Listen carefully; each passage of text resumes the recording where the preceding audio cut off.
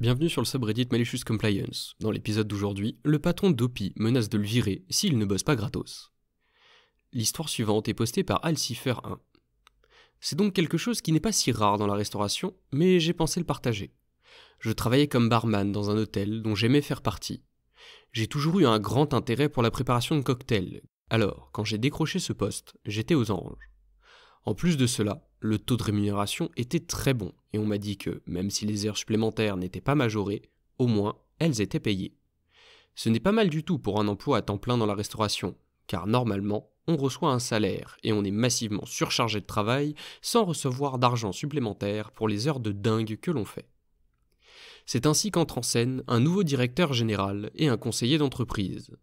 Ils ont été recrutés pour essayer de faire économiser de l'argent au bar-restaurant qui ne fait aucun profit. Il y a une raison évidente pour laquelle le restaurant ne fait pas d'argent. Le bar, lui, a fait 3 fois le bénéfice escompté. Et c'est la suivante. Employer une équipe de 50 personnes par jour, tous les jours, c'est un énorme manque à gagner lorsque tes revenus ne compensent pas. Avoir trop de managers avec des salaires élevés est plus que stupide.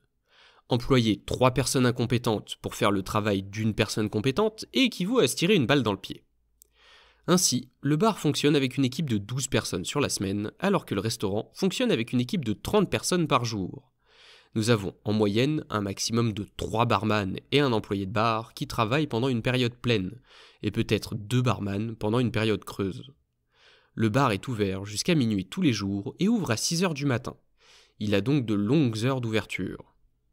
Les heures de début et de fin de journée du personnel sont décalées afin d'utiliser au mieux les heures de travail du personnel là où il y en a besoin. Le directeur général et le conseiller d'entreprise décident qu'ils doivent réduire toutes les heures supplémentaires. Une décision sensée. Mais ils décident de commencer à faire des réductions au mauvais endroit. Les barman d'abord. Une réunion est convoquée et tous les barman y assistent. On nous explique que nous recevrons moins d'heures supplémentaires et que nous devrons donc nous attendre à faire moins de services. Plus de temps à la maison, c'est tout bon pour le moment. Ce qu'ils ont oublié de nous dire, c'est qu'ils allaient retirer des gens des créneaux horaires avec le plus de clients, comme ce sont ces créneaux qui ont les heures de fermeture les plus tardives et donc qui génèrent le plus d'heures supplémentaires. Nous nous retrouvons donc en manque de personnel, nous recevons des plaintes concernant la lenteur du service et le personnel commence à s'agacer et à chercher du travail ailleurs. Nous avons fini par augmenter nos heures supplémentaires car nous devions travailler plus tard que prévu parce que nous avions moins de personnel que nécessaire pour fermer rapidement. 2 mois plus tard, le personnel restant commence à marmonner des choses à propos de leur salaire qui est bien inférieur à celui d'habitude. Nous nous sommes donc réunis et avons commencé à calculer combien nous avions perdu et combien nous étions payés. Il s'avère que personne n'a été payé pour une seule heure de plus que le minimum prévu par son contrat.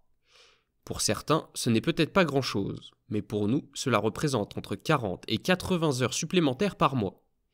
J'ai parlé au nouveau directeur général lors d'une réunion à laquelle le conseiller d'entreprise a déclaré qu'il devait assister. La conversation s'est déroulée comme suit. J'ai appris, ainsi que de nombreux membres du personnel, que nous ne sommes plus payés pour les heures que nous travaillons. Y a-t-il une erreur dans les paies ou c'est autre chose qui se passe ? Les fiches de paie ne reflètent pas ce que nous travaillons. Eh bien, nous avons dû réduire les coûts, comme nous l'avons dit il y a plusieurs semaines. Du coup, vous ne faites plus autant d'heures supplémentaires, donc votre salaire a baissé. Bon, je suis pointilleux sur le comptage de mes heures travaillées. Je prends des photos, vidéos, lorsque je pointe chaque jour. J'entre ensuite mes heures dans un tableur, comme ça, je sais combien je dois toucher à la fin du mois. Je sors mon ordinateur portable, je le branche à un projecteur et je passe en revue chaque cellule en expliquant comment elle fonctionne. À la grande surprise du directeur général et du conseiller d'entreprise. Je sors ensuite mes heures de travail des 2 derniers mois. Je les compare à mes nouvelles fiches de paie et je fais tourner un diaporama sur l'autre moitié de l'écran avec des photos de mes heures d'arrivée et de départ. Avec tout cela contre eux, ils décident de faire l'autruche et de cacher l'affaire sous le proverbial tapis. Leur idée est que, s'ils l'ignorent, je vais laisser tomber et trouver du travail ailleurs comme les autres. Cependant, après 2 semaines supplémentaires sans réponse, mon équipe et moi avons conclu un accord à toute épreuve entre nous. Si nous ne sommes pas payés plus que nos heures minimales, nous ne travaillerons pas une seule minute de plus. Arrive un week-end chargé, juste après le jour de paie.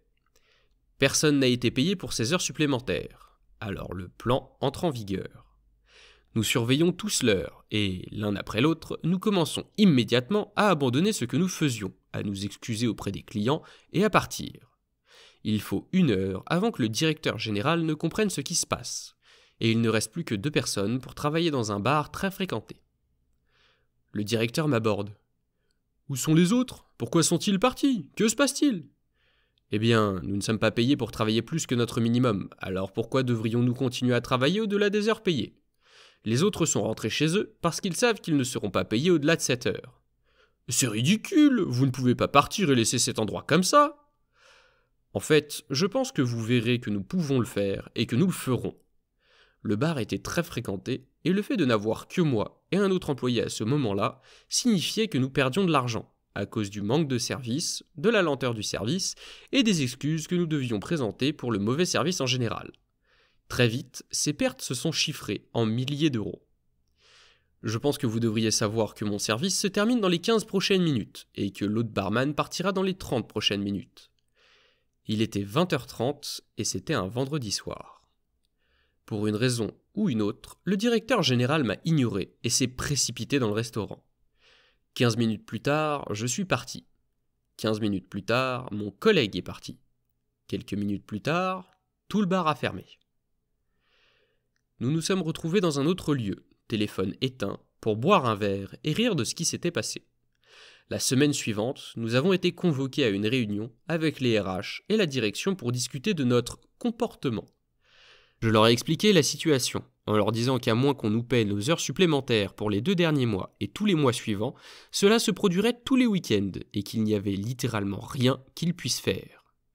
C'est tout à fait légal. Si tu n'es pas payé, tu n'as pas à travailler. Ils ont menacé de licencier immédiatement toute l'équipe si nous ne changions pas d'attitude. Nous avons promptement croisé les bras en les défiant, alors qu'un membre de l'équipe disait calmement, mais fermement « Faites-le ! Amusez-vous à gérer le bar sans personnel. » Nous avons tous été priés de quitter les lieux sur le champ.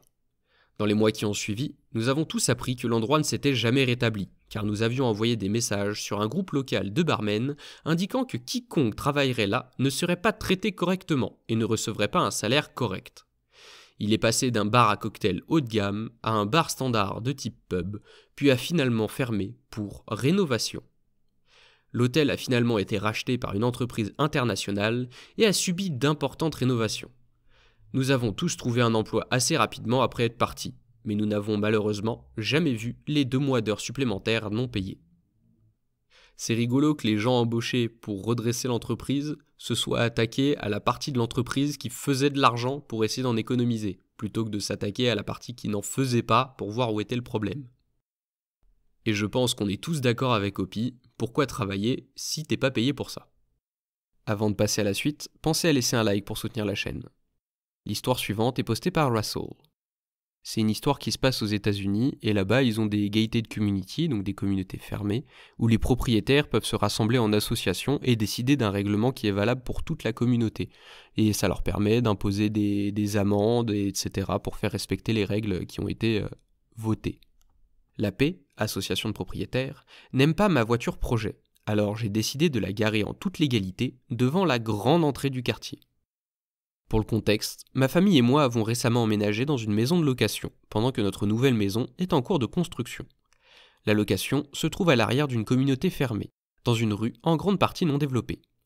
Hier, j'ai reçu une lettre de l'AP m'informant que je ne respectais pas la restriction strictement appliquée par enlèvement, stipulant que les véhicules ne peuvent pas être garés dans la rue pendant la nuit. Dans la lettre, il y avait une photo de ma voiture projet, une vieille BMW, garée dans la rue à côté de notre maison. J'ai décidé de consulter les restrictions de l'AP, que je n'avais jamais vues auparavant puisque je suis locataire, et j'ai découvert que je vivais l'enfer de l'AP. La règle de stationnement dans la rue n'est que le début d'une longue liste de restrictions, dont une qui justifie une forte amende pour avoir laissé la porte du garage ouverte lorsqu'elle n'est pas utilisée.